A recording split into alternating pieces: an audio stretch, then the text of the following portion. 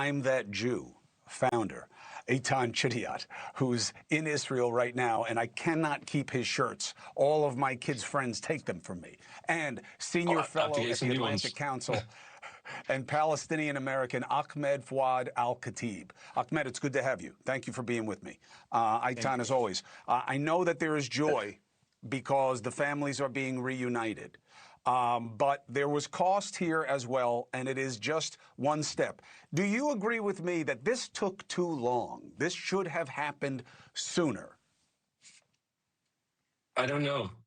I don't know that the situation on the ground was right for it to happen sooner. I mean, I wish it wouldn't have happened at all, as I'm sure Ahmed would agree, and most moderate, good people would agree. But we're not dealing with normalcy here in the Middle East. We have on our border, literally 35-minute drive from where I'm sitting right now at home, we have jihadis who are controlling a population. And I think that the message was peace through strength. And only when you have proved peace through strength, maybe the situation on the ground can change.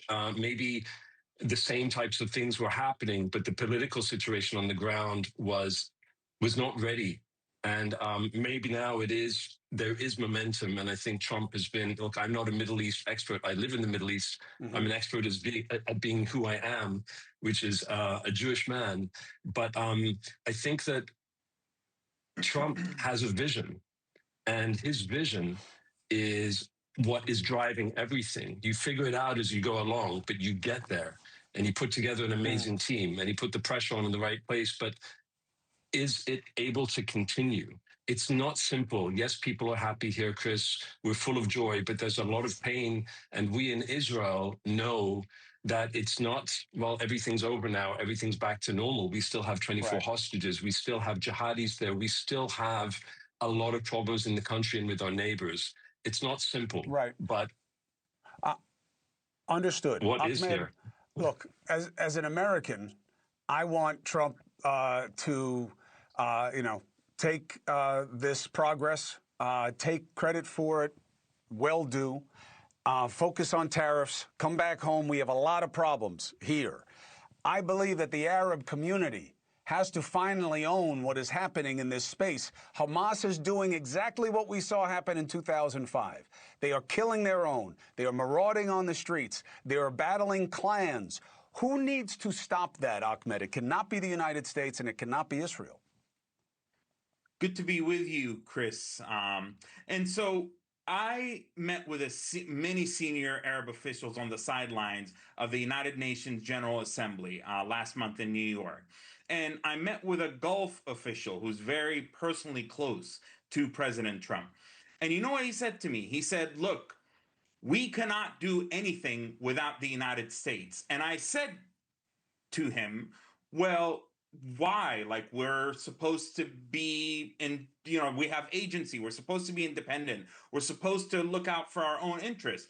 And he said, you are foolish if you think that anything happens in the region, especially when it comes to Israel's interests and national security, without U.S. involvement, even behind the scenes. And so I have to say that while I agree with the sentiment, Chris, of what you're sharing, it is the reality that the United States, with its historic involvement in the region, with its resources, with its military assets, with the clout that U.S. diplomacy can bring to bear, are indispensable in kind of marshaling resources and marshaling all the different players needed. We saw what happened with Turkey and Qatar, the chief backers of Hamas, in getting the group to agree to releasing the hostages all at once, not in this drippy drab manner that we saw earlier this year. That took serious effort on the part of the United States to engage the two players. We also saw President Trump, let's be clear, he pressured Netanyahu into accepting a deal in a way that the prime minister would not have on his own. And so that's the role of the U.S. leadership in effectuating change. And that's why I want to see sustained engagement, not to handhold the Palestinians or the Israelis, but to really complete what was initiated by President Trump. Eitan, you heard what the president said there, President Trump, sorry, saying to the Israeli president, hey, give Bibi a pardon. Part levity, part not. Because if you guys want to hold elections in transition, you can make the argument Bibi is not the right guy for a peace phase. Do you think that there is appetite among the Israeli people, given what was happening before October 7th with his administration, for Bibi to get the ability to walk away? Before I answer that, I want to talk about something which is about that Trump event in the Knesset, which I watched. And what was interesting to me was that he felt very relaxed. I mean, that's what it looked like. And there's a term in Hebrew, as you might probably both know, which is mishpacha, which means family. And I felt watching him that he felt like he was amongst his family. He was very casual. He was very off the cuff. He went off script, as we all saw, and it went on for a long time. And he was very funny. And I think that what was nice about what Trump did was, as I said at the beginning, is he has a vision to get people together, to put a team together, and to just like, we're going to get there somehow, but we have to get there. And I felt that that's something that we could all use. And I felt that that's something that we certainly need here on our side. We need a visionary leader that can think long-term about security and peace. And going back to what you asked earlier about American leadership, I think it's important, but I think that Israelis are ready to see Palestinians, Arabs, Arab leadership, Muslims rising to the occasion. And while they are helped, we want to see the vision coming from them. And I think that that's really, really important. Yeah, I think that's a great point. That's a great point. And I want to end on it.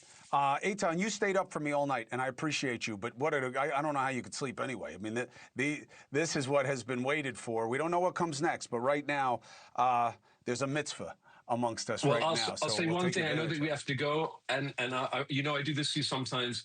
First of all, thank you for having me. Thank you for being a voice of moral clarity. And I want to say to all people who are listening in New York, I don't like Mandani. I don't like him, and I hope that they go out and they vote for your brother who has moral clarity. All right, I don't trust that guy. You want to get me fired?